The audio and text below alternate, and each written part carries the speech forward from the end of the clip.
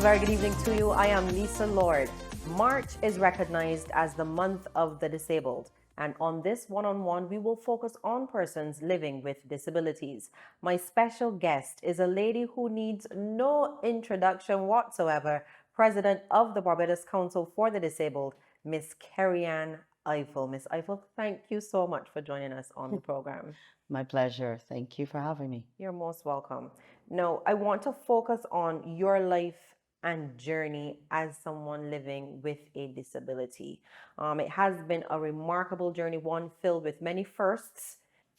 You were not born blind. You No. actually lost your sight around the age of 5 after being diagnosed with juvenile cataract. If you can take me back to that time, what you can remember and actually going blind. I actually remember the clearest memory for me about that would have been I was in infants A at the Erdiston Model Mid School. I know you're probably too young to know such a thing. It precursored George Lamming. Anyway, and I remember this one day in particular. I was in the front row of the class because I was wearing glasses, so I definitely had an eye condition. And the teachers had a PTA staff meeting. So the prefects were in charge of the classroom. So they were writing words on the board for us little ones to spell. And the word it was there. I could see that they'd written something, but all I could see from where I was sitting was this blurry, fuzzy white stuff. So I had to run all the way up and stick my face onto the board to see what it said. And it said the word fall. And as I was driving home from school that afternoon with my mummy, being the overly chatty kid I was, I told her all about it. That's the last day I went to school at Erdiston, but it's when my mother knew that something was really deteriorating and took me to our ophthalmologist to get things checked out. So I was in hospital for a couple of weeks. They did all of the tests and all of the other things, some pleasant, some not so pleasant. And I came home from the hospital and I fell asleep and woke up blind. And it's been that way ever since. I woke up, I had breakfast, and I went on with my life. I know, I may not sound very blasé and plain, but that is when children adapt a lot easier to these things than adults. It's the adults around you whose horrified reaction to it that can, not that children don't, but can trigger or change the experience for you. My mother, and well, like I said, I was living with some eye challenges from before. Yeah. But my mother and my grandmother never let me know how upsetting it was for them until I was much older. They did what they could to help me get back my sight, but they didn't stop me. I remember one day, my grandmother, one of these good old girls, had folded all the laundry, and my cousins and I, like not so good children, jumped on the bed and messed up all my grandmother's work, and she was very upset. And she brought the belt through the house to whip us. And I remember running into my aunt's bedroom and saying, "I'm already blind, I should not get lashes." Oh dear. My grandmother didn't see it that way. So, in other words, I had a perfectly normal childhood. Right? So it was not that big an issue for me. School was a challenge, and it was a challenge because I had to change schools. Yes. You went to a school for the blind. Yes. So that was the only big change for me because I went to school for the blind. I had a teacher who was low vision, Hammond Williams. He passed away some years ago. But he had been a teacher in the mainstream primary school system. And we had the same experience as any other children because he lives with visual impairment, or rather lived. So he knew that, there was no, "Oh, baby can't do this" type of attitude. So he pushed us and forced us. I had another teacher, she's still with us. I call her my second mother, Mona Corbin. And when Mona came to work there, she too exposed us to different experiences. She'll tell anyone that I learned to cook at 6 years old because she introduced me to the joys of cooking mac and cheese. She'll also go on to tell you that I ate the whole box, as you can tell. We'll don't say anything about that. But all jokes aside, I had that experience. So those first years was not that big a deal for me. And then you went back into the mainstream education system and you went on to Combermere. Tell me about your experience there. You know, people say Cambamerians are arrogant. And I want to clear that up. We're not arrogant. We're not. We have, I had the opportunity to attend a school and interact with teachers and staff and students who saw abilities in the mainstream. I had a math teacher.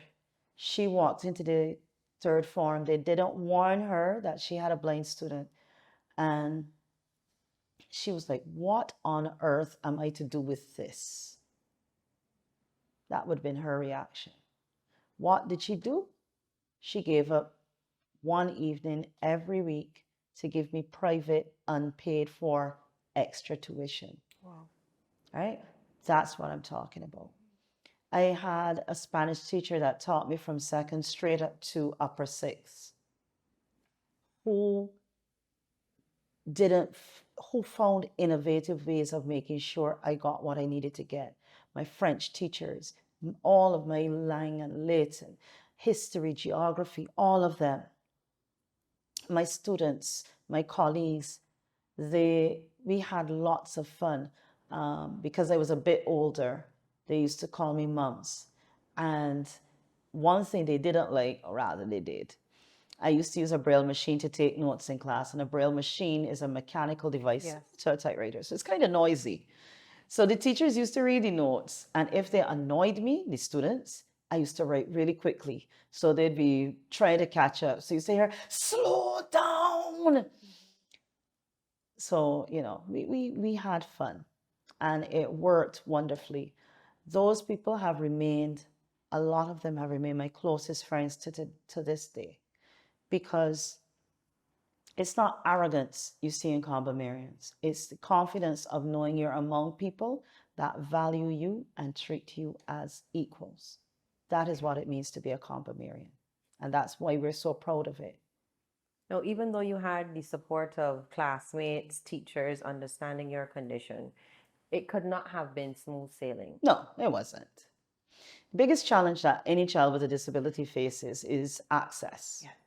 And remember, this was back when dinosaurs walked the earth, so there was no It was Google. just in the late 80s, late 80s, early 90s. Hey, it feels like then. But there was no Google, there was no YouTube, none of those things. So accessing textbooks was a challenge because you had to get them brailled outside of Barbados. When I was in upper sixth, for example, we were doing the advanced level, Cambridge advanced level exams. And that was a 2-year lower and upper sixth. I was doing English literature, sociology, and Spanish. I never got one of my Spanish textbooks in Braille. I got my sociology and my English literature textbooks in April of my upper sixth year, and the exams were in June. Yeah. So I had to learn really quickly how to do something that I cultivate to today, and that's reading two things simultaneously. I listened to books on cassette and read books in Braille to get through with my exams, and I can still do it, and I do not recommend it. It is nerve-wracking to say the absolute least. I had my math teacher, when she wanted to teach me concepts, she sat and hand drew raised line graph sheets so I could learn how to do the parabolas to solve the linear equations. That's as much as I can remember in math, so that's why I say. She did, my teacher, Mona Corbin, she showed the complementary teachers, and in some instances, they asked her to do it, to do out the maps and graphs for me. She used matchsticks and split peas and all kinds of different creative ways glued onto paper to give me that tactile representation. A lot of oral work. The first day I did French up to CXC level. And the first time I ever saw French Braille was the day of my oral reading exam. And yay, I did really good, but you know, these are the things that I had to deal with. Teachers, they didn't have ready access to other teachers to give them the guidance on what a blind student needed. So it was a lot of trial and error and hit and miss. And it's a lot of extra work because on the teachers and on the student and the other students in the class as well, because a lot of them volunteered to read things for me, to assist me and stuff like that. It was I'm sure some of the students didn't enjoy having me in the class because it might have felt as though things always had to be centered around Kerryann, but it's not that. I was feeling that I was different. It's that they had to find ways to make sure I was included. And unfortunately, it's a challenge that a lot of children still go on with today. The medium might be different, but access is still a big, big issue for a lot of us. So all of the extra work and the time that teachers would have spent with you, it paid off. At the Definitely. end of the day, you graduated, the first blind student to graduate from Combermere. You would have received a National Development Scholarship. Now, you wanted to go to City University in New York. Yes. However, that did not happen. Yeah, well, God is an amazing, amazing part of my life. I always say, I make my mind up about something, God then smiles and says, "Is that what you think?" I wanted to go to City University of New York because I was tired of being the trailblazer, the first of this and that. I wanted what I thought was going to be normalcy. I didn't want to have to experiment anymore. It was a positive experiment, but I was tired of it. Believe it or not, I don't like the limelight. I don't. I don't like being pointed out as being the first. So that's why I didn't want to go to Ifill campus, but God disposed otherwise. And 2 years after receiving this development scholarship and not utilizing it, I was accepted into the University of the West Indies. The former registrar, the late Woody Blackman, he helped me as much as he could to apply for the international universities. But he said, "Look, Kerryann, Ifill has what you need. Why don't you accept it and go there?" And I did. I'm glad I did. It was a good experience. Again, had challenges, but I'm glad that I did. And you would have completed a bachelor's of science degree in sociology and psychology. Yes, yes. I originally wanted to do law, but that I changed my mind and I didn't know what else I wanted to do. So I got into sociology. I always liked the idea of psychology because I think that people need to understand themselves, understand others around them to make interactions more positive. So yeah, that's what I did. If I could just go back to something you said being the first in many respects was draining. It is. It still is. Still is. Still is. But for many, that is motivation to follow their dreams despite their condition. You see, okay, I don't believe I have a condition and I don't believe in despite ofs and in spite ofs. It is who I am. I'm not learning to be blind. I'm not blind today and put it aside tomorrow. I'm a Black person, I'm a woman, and I am a blind Black woman. They're all part of my existence. So while others might say, I have many lovely family members. One of them who passed on, she said to me once, "You need to understand, Kerryann, that other people see it differently. Yes. That other people, to you, you're just being ordinary. To them, it's extraordinary because they don't know how they would do things if they had to exist with blindness." I had someone tell me once if he had lost his sight, he'd no longer be able to eat because he eats with his eyes. I said to him, "I'm very sorry for your eyes if you keep poking forks in them and you could see." But I get what he meant. He meant that he has to see what he's eating. I have an aunt that I live with, and my aunt, she is very, very, very, very, very particular about how I look when I leave the house. She is very much on top of those things. Some days I don't need to know. I don't really care. It's tiring always being somebody that others are looking at. But it's not, it's just me. It's just who I am. One day I had an argument with my mother about my hair because she likes to see my locks in one particular style. And I tried to explain to her that I can't see the mirror. So everybody tells me my locks look good up, look good down, look good on my left, look good on my right, look good when I pin it up, look good when I put it in curls. It means that no matter what I do in my hair, it is going to please somebody. So I do me. I do what I feel like on that particular day. So yeah, being the first is very draining. But it is, as I always said, it's not about me. It's about what I've been called to be. And I firmly believe God don't make mistakes. I didn't become blind because God was taking a vacation that day in the classroom or the day in the surgery or whenever. No, God doesn't make mistakes. God knows why he needed me to be blind. He knows why. And though I may not be the kind of person to want to go seek to be firsts, I like the fact that I know that I have to submit and let him do what he needs to do with me. I'm a tool and he uses me. I want to go back to your experience at the Cave Hill campus. Cave Hill. Well, I wasn't an active student in terms of the guild and all of that type of thing. Wasn't my thing. But I made wonderful friends there too. I have lecturers that I still feel fond memories of. The staff in the examinations department that really put a lot of effort into assisting the library. You know, I remember once when you know all this research you have to do, and my classmates used to go and help me do my research, but it meant they had to help me pick out the books and then do their research as well. And it was unfair. It was difficult on them to have to do two sets. And the staff at the library rose to the challenge. They said, okay, no problem. So what they did, dropped me off at the front desk, and they went off on their search, and somebody on the library. They assigned particular staff members in the library to do it, but they didn't care. If I turned up and Jay was supposed to be working with me, but Y was on duty, Y didn't care. Y helped me out. The university, the first year I was on campus, they paid students to be recorded to read for me. That was fine, but it meant that, you know, if exam time came around, I needed to do extra crunching, that couldn't work.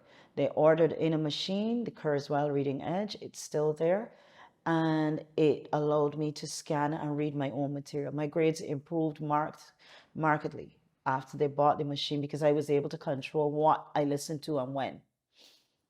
So when my device that I wrote all my notes for my final thesis went and crashed, I was able to sit in the university library till 11 o'clock at night rereading and retaking notes on that stuff because the university provided for that. Was it, I sometimes people say I made this blind thing look easy because I don't highlight the difficulties. That's partially my personality because I don't see those things. I don't like to see obstacles. I see challenges to overcome. But it wasn't perfect. Every lecturer wasn't excited about the fact that there was somebody recording their classes because the university gave me permission. Every lecturer wasn't as accommodating in explaining things. I had about 2 or 3 out of the lecturers that, you know, when they're administering the exam, the lecturer that set the paper usually comes around to make sure that the exam got off without a hitch. I can only remember about 2 or 3 who came to the privately invigilated rooms where I had the exam. And so it wasn't that they, you know, but it was a wonderful experience. I liked that people didn't make it easy on me. My favorite lecturers were the ones that expected me to hand in my assignments on time and to time. I had a gentleman I met many, many years ago before I started university. Again, back to my second mother, Mona Corbin. She was doing classes at the Venezuelan Institute, and we met this gentleman there. And he became intrigued by this blind girl that was coming to do Spanish classes. He became the first independent Braille transcriptionist in Barbados. So all through university A levels, he transcribed my Braille scripts into print for the teachers and lecturers. So, you know, there were delays, there were challenges and stuff like that, but it worked, you know. At any point in time along your educational journey, did you feel ostracized? I won't say ostracized. I'll say I was frustrated with some things. I was frustrated Um, I remember once somebody said to me at school when I asked what I wanted to do, and I said I wanted to be a lawyer, and they sat and they said, "Oh, but you can't be a lawyer because you can't see." I don't blame that person. She didn't know any different. She just shared what she thought, what she, because she understood law to be one aspect, the criminal courtroom type Yes. thing. She didn't understand, and I don't blame her, but I was frustrated because she derailed my lifelong plan as far as I was concerned, right? But I don't blame her. I really don't. It's just what it was. I was frustrated before I went to Combermere, I was frustrated because, as far as I was concerned, I was just as academically capable as anybody else. But there I was, 13 years old, and still in a school that's classified as a primary school. My cousin that lived with me and was 2 years younger than me did a common entrance exam, and she was able to be a big girl and go to a big school. And I had to stay in this environment that is classified as a primary school. I didn't like that. So yes, I was frustrated. I was frustrated when I felt that I would never be, I could never be anything more because I would never get that secondary education. So this once a reporter, he asked me, what did I wish for in life? And most people expect that you're going to say you wish for your sight. And I said, I wish to visit a secondary school for just one day, just to see what it was like. That's how I was able to get to Combermere, because the right person happened to be reading the newspaper that morning and saw it and thought, if this girl is so bright, then she should get to go to a secondary school, not for one day, but to get her the rest of her education. So yes, not ostracized, but frustrated. And you would have excelled over the years. You've held several positions, which made you a person known to the public, even though you said you don't like the spotlight. No. The highest of which was senator and then president of the Senate. Let's talk about your experience in the upper chamber. For 10 years, 10 years. 10 years, 10 yes, years. for 10 glorious years. I spent my time in the Senate. That was an opportunity to, again, yes, I was in the spotlight, and, I enjoyed my time there because I was able, let me put it this way. A lot of people see persons as tokens. A black person in a totally white environment, well, you got your token black, right? You have a person that identifies gender in a different way in a female dominated or male dominated setting, or you got your token person from the LGBTQ community. When it comes to disabilities, people think, so back then when I was appointed in the Senate, oh, they've got their token. Because if you remember, the youngest senator at the time was appointed, he was 25. So, they had their token. And I remember the day I was sworn in, I happened to overhear a conversation between the clerk of parliament and somebody else. I think it was the prime minister at the time. And talking about me being deputy president, I was like, wait, they got in drinks? What are they talking about? But you know what that also said? I wasn't a token. Yeah. I was expected to deliver and to work. When Sir Branford, I remember when we had the estimates debate the first time around, and Sir Branford had an appointment the third day of the estimates, and I had to take the chair. You don't do that to a token. You don't do that with somebody that you don't think is capable, right? My colleagues in the Senate didn't expect me not to deliver. They didn't expect me not to be participatory. We had our debates, we had our discussions. When I became president of the Senate, people think that you have to come from a legal background, and it does help. I won't say it doesn't. But the clerk of parliament, the deputy clerk, even the ladies that worked, people, the quote unquote misnomer of clerk typist, all of them, the marshal, the messenger, all of them assisted and supported. If I needed something read, one of them would happily read it for me. If I needed to find something, they would happily do it with me, because they expected me to deliver. So I thoroughly respected and enjoyed my time in the Senate. It also provided the opportunity not just for the parliamentarians and the staff at Parliament to see that persons with disabilities can and do have the right and the ability to participate, but it also gave others the opportunity to not see disability first. It's hard not to notice that I'm blind. It's difficult not to notice that I'm Black. It's definitely difficult not to recognize that I'm a woman. But those three things should not exclude me from doing whatever it is I'm called in life to do. And being in the Senate provided that opportunity for the world to see the little boy who is in a wheelchair and not see his wheelchair, but to see his ability. To see the young lady who is deaf and not see deaf, but see the capable dancer or chef or whatever. That's what it did. And so I don't mind those 10 years. Well, Ms. Ifill, still a lot more to chat about. Stay with us. You're watching One on One. Keep it clean, keep it green. Barbadians, we invite you to get involved and play your part as we clean and green Barbados. Come into your community with media launches, bulk waste collection exercises, community engagement sessions, and giveaways. Get on board. Let's keep Barbados clean and green. Beautiful, beautiful Barbados.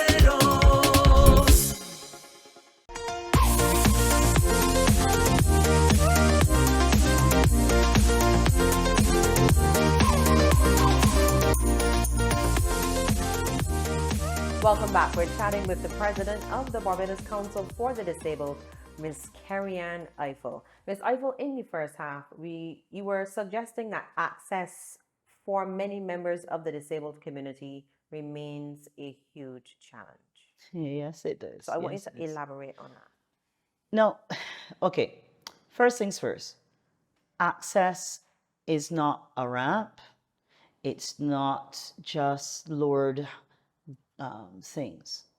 That's what a lot of people think. So they think, right then, I'll slap this ramp here, I'll lower this bar there, and I am accessible. It's not.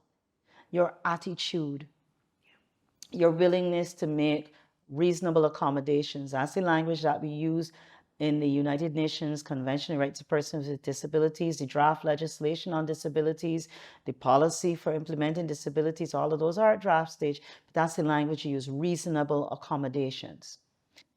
Access means access to information. I am totally frustrated, disgusted by the fact that to this day, I have to dance and walk through hoops, balance on my head, in order to read local news. Right? It is frustrating to me that I can know about tsunamis and Riri's latest thing in the US and whatever via CNN and AP and all of the others, but trying to access local information to know that, how upset I was the other day to learn that there's a farmer's mart at Art Splash every week, but I don't know that because the information is not provided in accessible formats. I am so frustrated with local and regional designed websites. We go for the bling, we go for the aesthetics. We do not go for the fact that it needs to be properly coded. Not every website, but I'll go with it, and this is a generous estimate of 7 out of 10 websites in Barbados and in the region that are not properly designed with access, digital access in mind. And those things, all of that is part of access. I'm determined to see these things change. When I was in Parliament, we were able to pass the legislation for the disabled parking. That was one thing that was really, that was important to me. We do have now the anti-discrimination, anti-employment discrimination legislation. We have those things in place and we continue to move forward. But accessibility is a big deal. And going online and reading about it does not make you an expert. Consult with the Barbados Council for the Disabled. The architects out there, advise your clients appropriately. Yes, it might look pretty, to have the 15 steps going up this way and the debt going out that way and all those things. But let's be practical. Barbados is an aging population. Yes. We think about disability, about the poor, unfortunate person that was born missing a foot, or the kadir, the diabetics, or that's just them fault because that's a lifestyle choice. We say we don't recognize that a lot of disabilities these days are coming on, are acquired. There are newer conditions coming up. Multiple sclerosis, they haven't, at least to the best of my knowledge, so I speak under correction, but they have not been able to pinpoint a direct reason for multiple sclerosis. But that is a very debilitating condition. And too many people are being set aside and shoved to one side because they're told, oh, it's no longer accessible. There's so many things. The pandemic taught us a lot. And one of the things that is upsetting to me post-pandemic, as we like to say, oh, COVID done, is that we throwing out the baby, the bathwater, the bathtub, and everything. We learned lessons during that opportunity. We learned remote work was necessary then, but more importantly, we need to accept it is possible. We learned that online education doesn't suit everyone, doesn't work for every student with a disability. But if you make things accessible and available, there are others, a broader reach. I was able to pursue a postgraduate diploma in special education with the Erdiston Teacher Training College. Why? Because everything was online. So all the material, every presentation, everything was done electronically. They didn't do it for me. They had no choice. Right? So it worked out. Transportation, access to transportation is another big issue for all of us. So back to my Erdiston experience. I was able to leave in the car at 4 o'clock on the evening with my ride home and join my online lecture at 4:30 from in the car. If I had to be able to go there with somebody having to come back and pick me up at 8 o'clock at night or whatever, that's a whole other ball game. That's taxi fare. And guess what? Disability is an extremely, I used to make a laugh and a joke out of it, but it's reality. Having a disability is an expensive undertaking. And that's the excuse a lot of people use for not making things accessible, or they can't afford it. No, but guess what? You can't afford not to do business with us either, because we have families, we have children, we have relations, friends. Those are people. I have a friend that doesn't like to do business with any place that I can't associate with. They always go, I have another friend who didn't use Apple products, but when he discovered how accessible Apple was for me, he became an Apple devotee. I know that hurts you. I know that hurts. I'm not touching that. That's No, fine. don't touch it. But the reality is access. And guess what? Apple might be great, but it's very expensive. Yes, it is. Right? So so access to all kinds of things, to textbooks, to information, to the physical environment, access to employment, access to the playground, recreational opportunities, all of those things still are challenges. I want to go back to something you mentioned regarding the COVID-19 pandemic. And it did prove that remote work was possible and can work in many instances. However, many members of the disabled community still find it difficult to access employment. Yes, we do. We do. And why? Because it's a lack of awareness and understanding by a large percentage of our employers. It's a lack of them deciding, let's think about it. You had a mobile supermarket during the pandemic. One of those big trucks outfitted with all the freezers and shelves, driving around from community to community with their products. Wonderful, right? It was not only wonderful for the person who could run out to the truck. It was great for the little old lady who was in a wheelchair. It was fantastic for the man who had a prosthetic leg. We have a lot of other businesses that had to start their work online. And because they were able to do it, why can't the quadriplegic? There's a young man I met. He is an extremely brilliant young man. He has a bachelor's in banking and finance, but he's a quadriplegic and finding it absolutely daunting to find any real work. Why? Because motion sickness is a big part for him. Not every quadriplegic, but it's a big challenge for him. And transportation for him, you can't, it's not just any wheelchair ramp vehicle he can use. They have to have the right lockdowns for his chair and restraints and what's not. But he's an absolutely brilliant young man who could be contributing to his household and his family and himself, most importantly, but he can't find a job. Off camera, we were discussing the fact that some people don't believe that disabled persons should have very normal lives, want families, want a partner, etc. You know, we like to think we're an evolved people. But when it comes to those things, intimacies and persons with disabilities, there are those people out there who don't think we should be even engaging in that. There are people who say that you're unfairing that person. I remember there was a young man. I never met him. I heard about him. He had a relationship with a Barbadian non-national. And his family, they wanted to get married. And his family opposed this thing. And when he was asked why he wanted to marry this person, he said, because she talks to me. And people couldn't understand what that meant. There are a lot of people with disabilities who are in homes with their families, and their families just see them as the pet in the house. They don't allow them to interact with people outside of the home. If a man speaks to you, oh, he only wants to interfere with her. Mm-hmm. There are those who don't want to let and I'm not saying that you should not, that that you don't have to recognize vulnerabilities. Yeah. I had a discussion with a parent of a person with a disability, and we differed strongly because she felt that her daughter's disability didn't exclude her from a relationship, but that her relationship could only be with a person with a similar disability, right? I don't agree with that. The heart wants what the heart wants. That is very true. Right? And let's be honest and upfront. The body wants what the body wants. Mm-hmm. Right? And it doesn't come in a prescribed package. Yeah.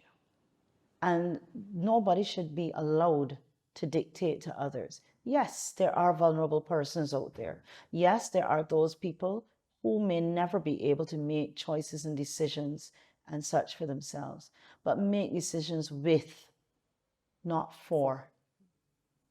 Don't decide that this person cannot, that this lady should not have children. You know how many people with disabilities have gone down the street, women pregnant, and overheard others saying, well, who do that? Is she my sister will let he down? And all kinds of things like that. How do they know that she didn't unfair him? How do they know that it wasn't mutual consent? And guess what? One of the women they said that about was a married woman. Right? There are those out there who don't understand that inclusion doesn't just mean that we go to school with your children. Your children are allowed to date us, partner with us, and yes, argue, quarrel, and fight with us like anybody else. No, nobody has the right to unfair anybody. Take advantage of the vulnerable. Use the person that gets the non-contributory pension just as an opportunity to get access to their money. No, there are a lot of people out there, both men and women, who think it's their God-given wish, desire to introduce the poor, unfortunate person with a disability to the world of sex. Because there nobody else ain't gonna want he nor she. So, I must do this for them. No, you don't have that right to make those choices. But guess what? Then there are those that think that we're oversexed. I've heard people say, man, them blind people, them real whatless, or this or that, or as though just because you're visually impaired or deaf or in a wheelchair that you can't just be like anybody else. How many times we hear people refer to as the village ram? Or the lady that has children from multiple fathers. That is their decision and their choice. Just because I am blind, it does not mean that I can't have children for different people or get involved with other people. There's so many people out there who think that, oh, persons with disabilities, they would not be interested in information related to LGBTQ communities. Why not? We're human beings like anybody else. We can hear, we can see, speak, read, whatever the case is. Once we have access to information, your body wants what your body wants, your heart, your mind, you understand it. I am a person who believes firmly that we have the right to self-determination as a person with a disability. And in the intimate sphere of life, that is a part of it. Indeed. You mentioned vulnerability earlier. Is the council still receiving reports of abuse towards persons with disabilities? We use that word abuse, and we think abuse is one thing. There are so many different forms of abuse. Of course. And some that exist among the vulnerable that do not exist elsewhere. Economic abuse is a big problem among the community of persons with disabilities. Those family members who make up their mind that, oh, she don't know how to spend money. So when the pension check come home, they hold on to it. That is economic abuse. A lot of persons with disabilities experience that. Sexual abuse, there's a lot of that as well, like I said. Physical abuse. During the pandemic, the Council for the Disabled partnered with UNFPA. We've done a lot of work with them over the years, but we did release some videos that we're trying to get updated now, and some infomercials, because we recognize that domestic violence against persons with disabilities was likely to, and preliminary indicators show did increase, because when you have, before the pandemic, that young man with a disability who might have been intellectually challenged or autistic, some persons were able to drop off at a center or whatever. When those centers were closed and you were at home and dealing with this alternative behaviors, let's call it, a lot of parents, a lot of family members don't understand how to communicate with or interpret their person with a disability. Yes. And because of that, they get frustrated. Every minute, he dropping the cup. Every minute, she want me come and do this. I feel she's doing it on purpose. Yes, I gotta go and change the pamper. I don't like changing pampers for the big person. And as I change the pamper, she wetting it and this and that. And they get frustrated, right? And we got a lot of reports about that during the pandemic. They did increase, but they still are ongoing till today. So you've got physical, sexual, emotional abuse as well. You're stupid, you're idiot, you're this, you're that. Because of a lot of closed spaces, that increases. And children with disabilities grow up to be adults with disabilities. There are not enough provision made for adults with disabilities in Barbados, I'm sad to say. And because of it, a lot of us remain at home, underemployed, unemployed, left at loose ends. What happens? Family get frustrated. As I said, disability is expensive. And it is a challenge sometimes to a lot of people. And people are human beings. A lot of people, a phrase that has become popular, and some persons with disabilities use it too, but I despise it. And it's the term caretaker. I'm not a house. The deaf person is not a piece of property. You caretake of something, but you give care to an individual. Because when you give, I receive. So if you give, if you are an abuse giver, right? We in Barbados use the term advantage. You take advantage, right? We don't recognize that people take a lot from us as well. They see us as the takers, but we can give back as well. So when you caretake me, or you're my caretaker, you're not thinking that there's anything that I can contribute to you. That's why the term caregiver is the correct term, not caretaker. And because you are the caretaker, when the caretaker doesn't go and cut the lawn runs rampant, right? When the caretaker gets frustrated of dealing with the challenges that they see, what happens? They become the abuse giver. You mentioned the different types of abuse. economic, emotional, physical, mental, And sexual. and sexual, unfortunately. In terms of the abuse, which one stands out in terms of the reports that you're getting here at the council? That's a hard one to answer. And I say that because we get reports. The one that we get least reports about is the sexual abuse, but we know it's rampant. So it is underreported. It is underreported. I'd say the one we get most reports about would be emotional and economic abuse, and of course, violence, physical violence. You mentioned people making some very insensitive comments, calling people stupid, etc. Barbadians then in 2023 are not as sensitive as they should be towards persons with disabilities. I don't put it on Barbadians, I put it on people because unfortunately, I mix at regional and international levels, and it's the same across the board. People don't change just because they're not Barbadians. But yes, in Barbados, we like to think that we are an evolved community, as I said before, and that these things can't, we like this to not boat here. But yeah, boat here. There's a lot of discrimination. And the thing is, there's a lot of activities that go on that people don't even realize are discrimination. I'll give you an example. Please. Recently, I was out to dinner or lunch, actually both, with another colleague of mine who is totally blind. And the wait staff, they were wonderful. Yeah, they were really warm and accommodating.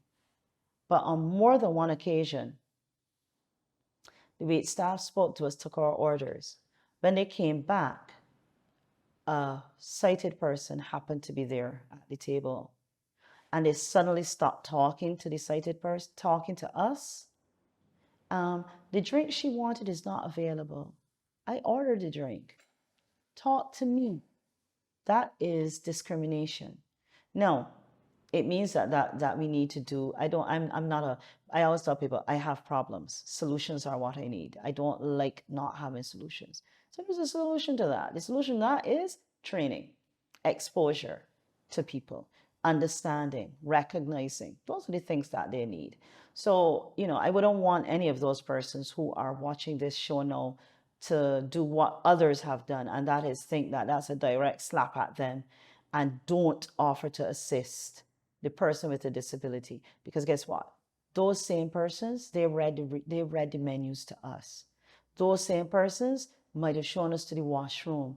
They assisted us. It is just that one act that said that they weren't as evolved as they might have otherwise appeared. There's a young lady that works in one bank that I banked with. Whenever I went into the bank, she was she got better and better at dealing with me, in giving me my cash when I extracted cash and stuff like that. Because unfortunately, we still have no ATMs. I don't care how much smart ABM you tell me we have. We still have none that a blind person can use independently. So the over-the-counter transactions, which some banks are charging you for, which I think is absolutely unreasonable and unfair. If you don't put any provisions to allow me to do my own business, why should you charge me because of your shortcomings? My blindness is not supposed to be a punishment. It's just a part of who we are. Anyway, that's a digression. My point is, that young lady, I loved going in the bank when she was there. Not that the other staff didn't treat me well, but I didn't need to continually explain to her how to interact with me.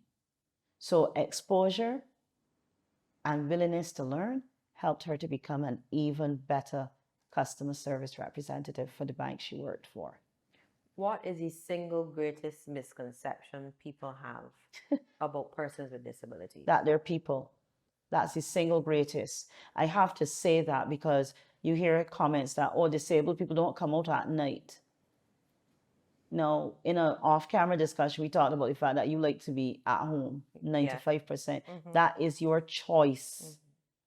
But nobody tell you cannot go out. You could put on your short pants and your bustier tomorrow night and head on out to the latest bar, head down to Jamestown or over to to the Halo Lounge. No, I never went to any of these places. Me but either. but the point is, you can Yeah. do that, and anybody would just see that Lisa's out for the night.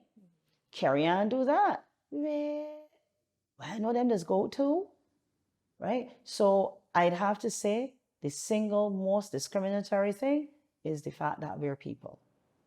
And that redounds to all of the other issues.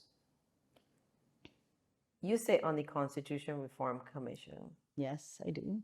What would you like to see in a new constitution for Barbados, if you can share that, especially when it relates to persons with disabilities? Well, as a commissioner, I am not going to bind us to anything.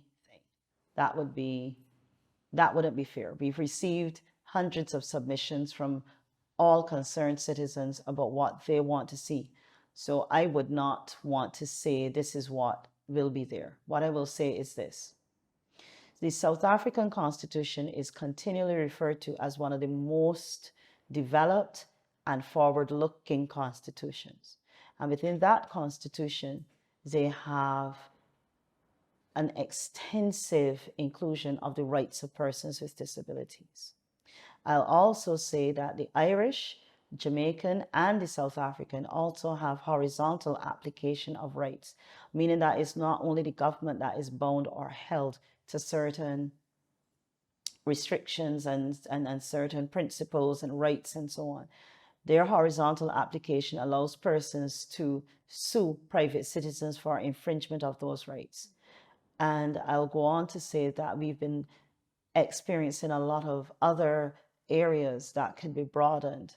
The acts, we were exposed to some constitutions that have enshrined the right to a clean environment, the right to preservation of your culture and your country's identity. And bound up in all of that is inclusion of your persons with disabilities. A clean environment just doesn't mean making sure that there's no garbage, but it's also that people can access the environment around them, all of those things. So I will say that those examples would suggest some of the things that can be considered to be taken on board within the new Constitution of Barbados. If you had one thing to tell the public of Barbados regarding recognizing that persons with disabilities are people too, what would it be? It would be to recognize that persons with disabilities have the same, and people must be tired of hearing me say this, but we do have the same rights, abilities, desires as anybody else. And we need to be given an opportunity and a space that is supportive of, inclusive of our right to participate and contribute. The Barbados Council for the Disabled, its affiliated organizations, the National Disabilities Unit, with whom I've worked for several years now, the other agencies and entities, the UN, the Heart and Stroke Foundation, all of the others, we all are out here and see different aspects. The committee that just worked on the legislation, we've all contributed. We've all had a part to play in bringing about these things. But none of these things could be achieved without the recognition that we have the right to say when something is wrong. I don't have to be grateful for you handing me everything. I have the right to say, no, I don't want to receive a pension. I want to earn a salary.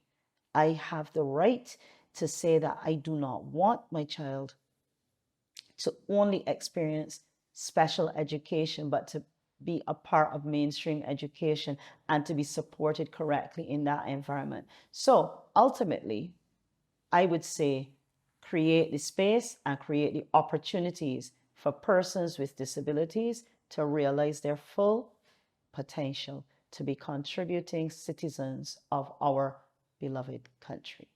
Ms. Ifill, we know that you don't like the attention, but I really appreciate you coming out and stepping into the spotlight and chatting with us this evening, and continue to be the champion that you are for persons with disabilities. Thank you very much. And Barbados thanks you. Thank you very much.